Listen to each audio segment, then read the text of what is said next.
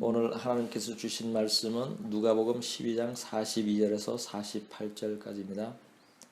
누가복음 12장 42절에서 48절까지를 보겠습니다.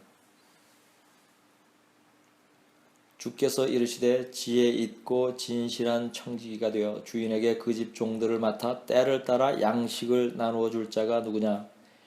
주인이 이를 때 그 종이 그렇게 하는 것을 보면 그 종은 복이 있으리로다. 내가 참으로 너희에게 이르노니 주인이 그 모든 소유를 그에게 맡기리라.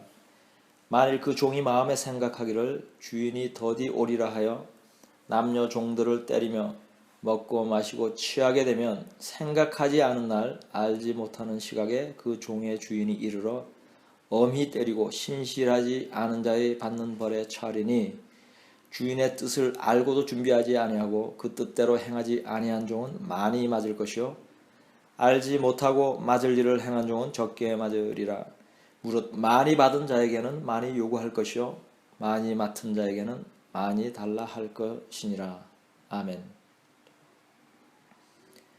예배와 기도에는 열심인데 전도는 하지 않는 사람들이 있습니다. 이들은 주님 오실 때 데려감을 얻지 못합니다. 가르치고 복음을 전하는 데 게으른 자들은 다른 신령한 일에 열심을 내어도 들림받지 못합니다. 주인이 올 때에 무엇을 하고 있는가로 그 종의 운명이 결정됩니다. 본문 말씀의 핵심이 바로 이 메시지입니다. 본문 43절은 주인이 이를 때에 그 종이 그렇게 하는 것을 보면 그 종은 복이 있으리로다 라고 말씀합니다. 즉 주인이 돌아와서 볼 때에 그 종이 시킨 대로 잘하고 있어야 한다는 것입니다. 근데 이 구절에서 말씀하는 그 일이 무엇입니까?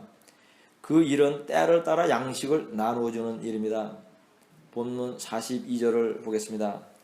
주께서 이르시되 지혜 있고 진실한 청지기가 되어 주인에게 그 집 종들을 맡아 때를 따라 양식을 나누어줄 자가 누구냐? 아멘. 여기서 때를 따라 양식을 나눠준다는 것은 전도하는 것입니다. 말씀을 가르치고 복음을 전하는 것을 의미합니다. 육의 양식을 의미하는 것이 아닙니다. 그리고 주인은 예수 그리스도이고 청지기 종은 우리 믿는 자들을 가르치는 것입니다. 즉 이 말씀은 인자가 올 때에 가르치고 복음 전하고 있는 자들이 복을 받는다고 말씀하는 것입니다. 휴거가 임박한 지금 특별히 영혼을 구원하기 위하여 전도하고 가르치는 일에 힘쓰는 사람들의 복에 대하여 말씀하는 것인데 특별히 전도에 힘쓰는 자들이 주님 오실 때 휴거한다는 것입니다. 들림받는 것만큼 큰 복이 어디 있겠습니까? 그렇다면 많은 일 중에서도 왜 가르치고 복음 전하는 일에 충실한 사람들이 복을 받는다고 말씀을 하는 것이겠습니까? 그것은 첫째로 주님께서 떠나시기 전에 마지막으로 당부한 말씀이기 때문입니다. 사람의 마지막 유언도 매우 소중하게 여겨 지킨다면 주님의 마지막 유언은 얼마나 더 중요하고 반드시 지켜져야 하겠습니까? 두 번째로 주님께서 가장 관심을 갖는 것은 한 영혼이라도 더 구원받는 것입니다. 사람의 영혼이 구원받는 것만큼 하나님께 중요한 것은 없습니다. 그런데 이 영혼 구원은 오직 가르치고 복음을 전하는 것으로만 이룰 수 있기 때문입니다. 그러므로 주님은 내가 올 때에 그 일, 즉 가르치고 전도하는 자들이 복을 받을 것이라고 말씀하는 것입니다. 어떤 종은 한동안 게으름을 피웠는데 주인이 올 때쯤 정신을 차리고 주인이 당부한 일을 열심으로 하였습니다. 다른 어떤 종은 내내 성실히 일을 하다 주인이 올 때에는 일을 하지 않았습니다. 누가 칭찬을 받겠습니까? 평생의 믿음을 평균 낸 점수로 구원받는 것이 아닙니다. 죽을 때의 믿음으로 구원이 결정됩니다.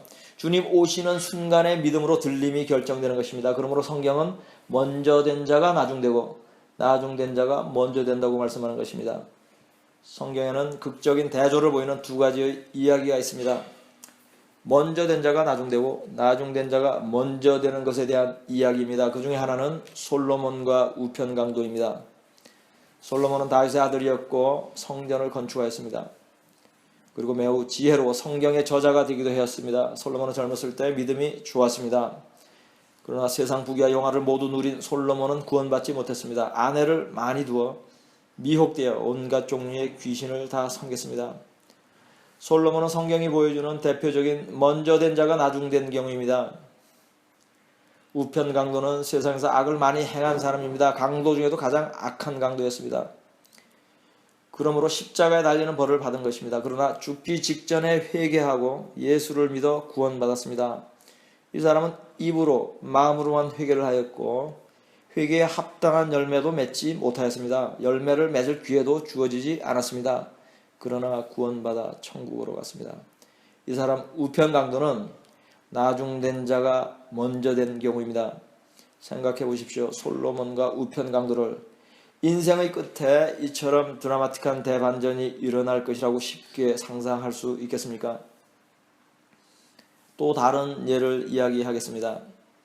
삭개오와 부자 청년에 관한 것입니다. 삭개오는 그 당시 유대인들이 가장 큰 죄인으로 여기던 세리들 중에서도 우두머리였습니다. 동족으로부터 세금을 포탈하여 자기 배를 채우던 사람이었습니다. 이러한 큰 죄인이 주님을 만난 후 즉시 회개하고 자신의 재산을 가난한 자들에게 나누어 줌으로써 구원을 받았습니다. 이 사람 삭개오는 나중된 자가 먼저 된 좋은 예 중에 하나입니다. 부자 청년은 십계명을 어렸을 때부터 잘 지키던 사람이었습니다. 그러나 소유를 팔아 가난한 자들에게 나누어 주고 자신을 따르라는 주님의 말씀은 듣지 않았습니다. 다른 계명은 모두 지켰는데 재물을 사랑하지 말라는 계명은 지키기 싫어 근심하며 떠난 것입니다. 이 사람은 구원받지 못하는 것입니다.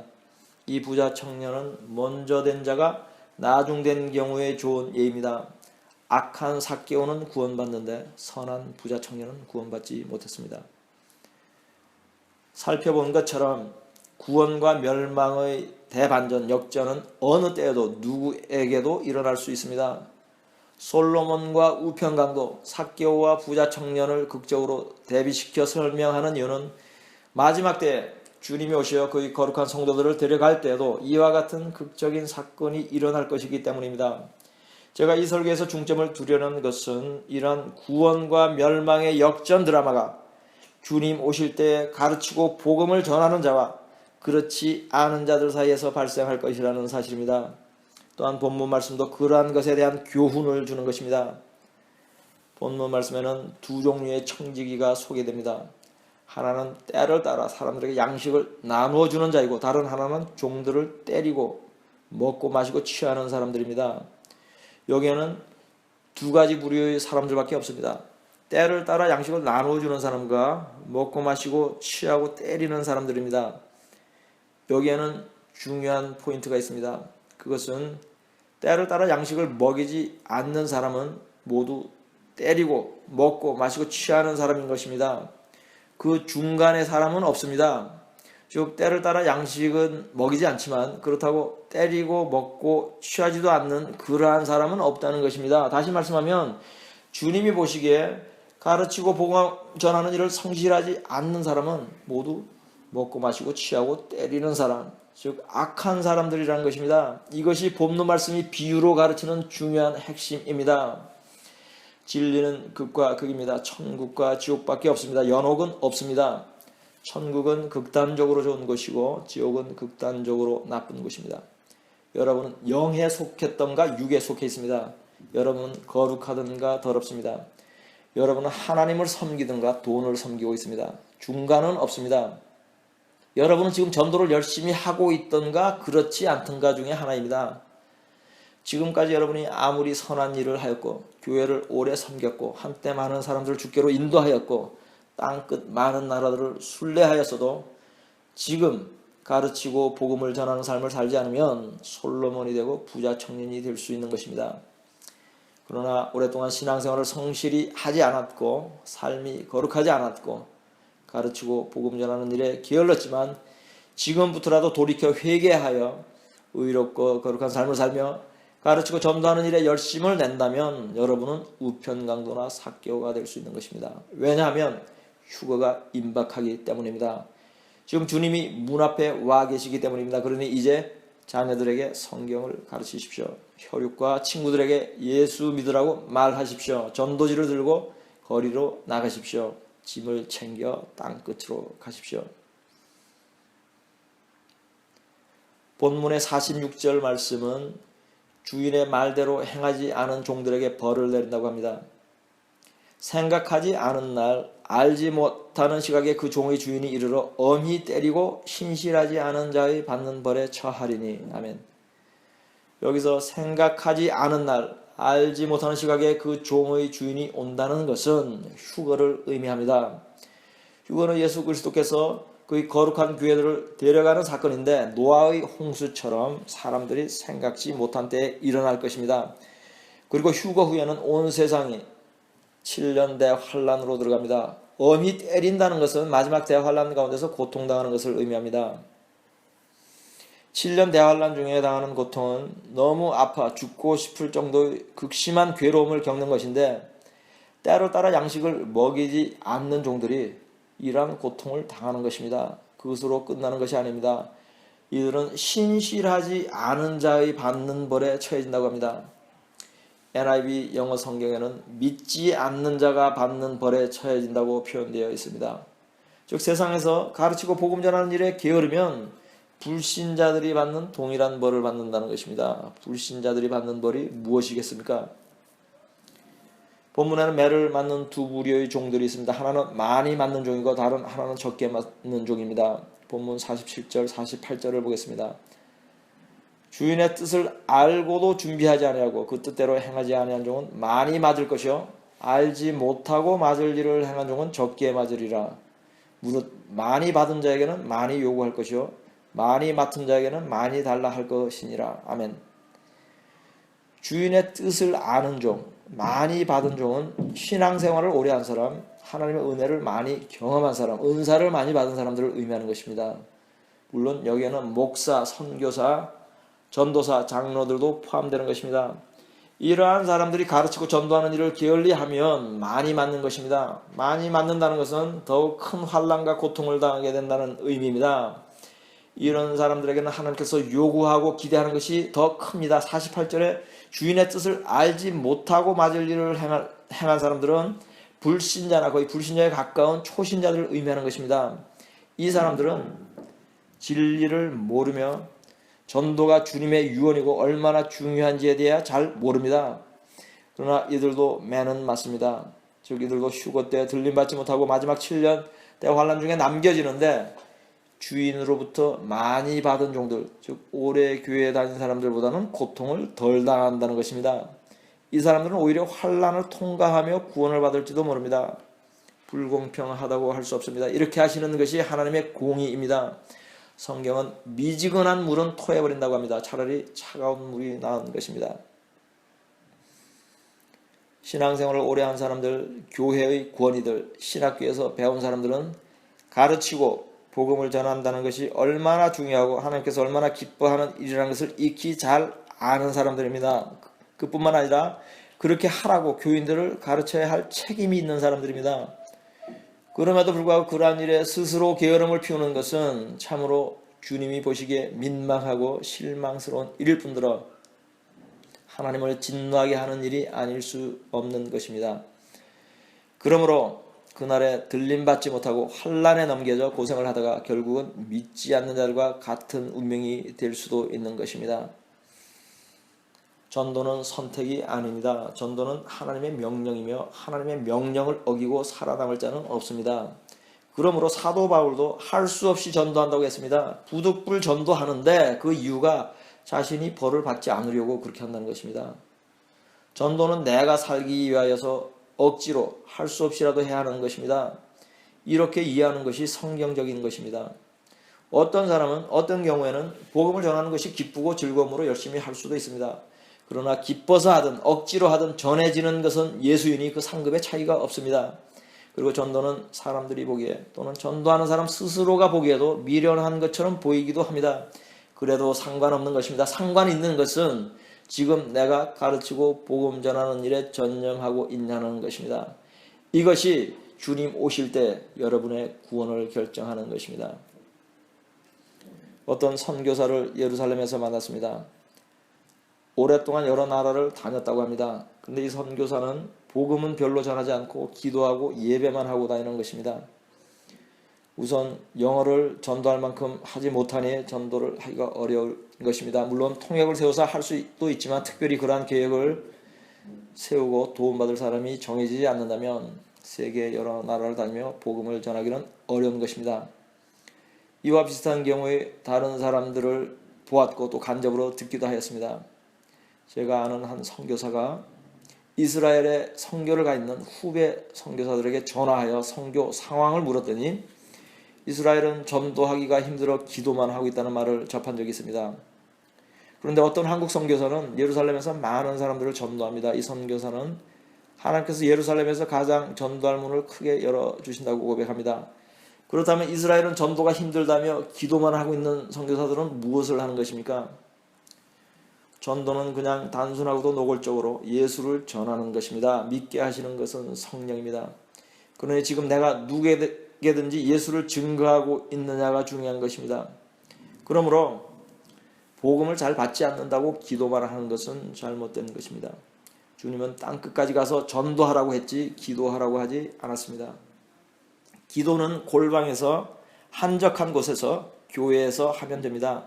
즉 기도는 아무 곳에서나 해도 됩니다. 이스라엘을 축복 기도하기 위하여 예루살렘까지 비행기값 들여 가지 않아도 됩니다. 그러나 가르치고 복음을 전할 곳은 성령님께서 구체적으로 인도하십니다. 이것은 성경이 가르치는 것이며 또한 저의 경험이기도 합니다. 사도행전 16장 6절에서 10절까지를 보겠습니다.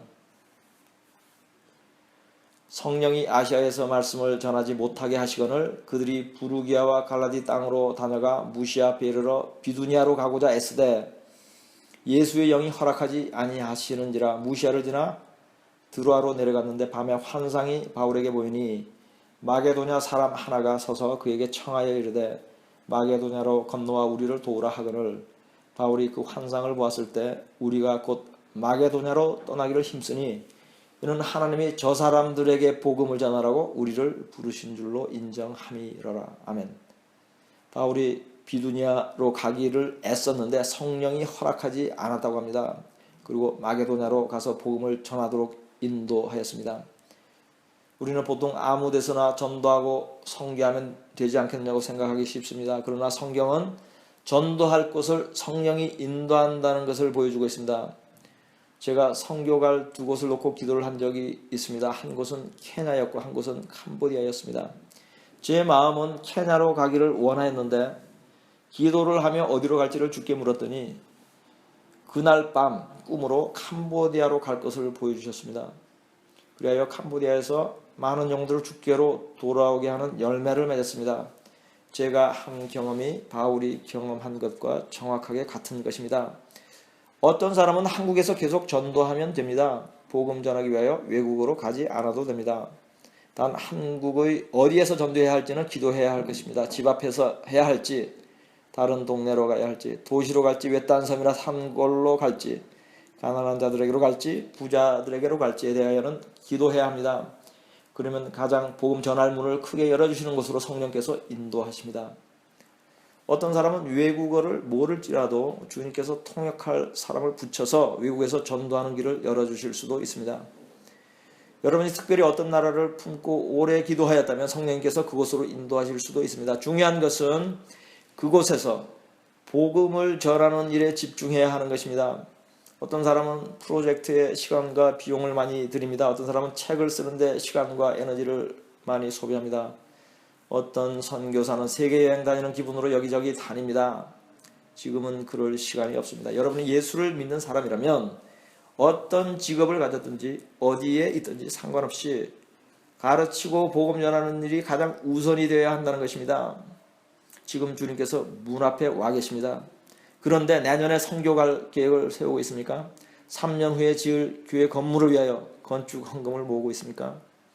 믿는 자는 하루살이여야 합니다. 오늘 하루 한 사람이라도 가르치고 복음을 전해야 하겠다는 각오로 살아야 하는 것입니다. 이렇게 하고 있는 종이 주인이 올 때에 잘한다 칭찬받는 종이 되는 것이고 그날에 공중에서 주의 얼굴을 보게 되는 것입니다. 여러분이 먼저 된 자입니까? 그렇다면 나중되지 마십시오. 여러분이 나중된 자입니까? 그렇다면 먼저 되십시오. 솔로몬과 우편 강도를 생각하십시오. 삭개오와 부자 청년을 기억하십시오. 메시아가 곧 오십니다. 지금까지의 말씀을 요약하겠습니다. 첫째, 주님이 오실 즈음에 무엇을 하고 있었는지로 구원이 결정됩니다. 둘째, 가르치고 복음 전하는 일에 게으른 사람들은 들림받지 못합니다. 셋째, 휴거의 때에 나중된 자가 먼저 되고 먼저 된 자가 나중되는 역전의 사건이 전도하고 가르치는 자와 그렇게 하지 않는 사람들 사이에 벌어질 것입니다. 넷째, 선교지에서 기도하고 예배만 드리는 것은 합당하지 않으니 전도하십시오. 다섯째, 기도는 골방에서 하되 전도할 것은 성령의 인도함을 받으십시오. 여섯째, 가르치고 복음을 전하는 것은 주의 명령이니 부득불 억지로라도 하십시오. 일곱째, 솔로몬이나 부자 청년처럼 되지 말고 우편강도나 삭개오가 되십시오. 누가복음 12장 42절 43절 말씀으로 설교를 마치겠습니다. 주께서 이르시되 지혜 있고 진실한 청지기가 되어 주인에게 그 집 종들을 맡아 때를 따라 양식을 나누어 줄 자가 누구냐? 주인이 이를 때에 그 종이 그렇게 하는 것을 보면 그 종은 복이 있으리로다. 아멘.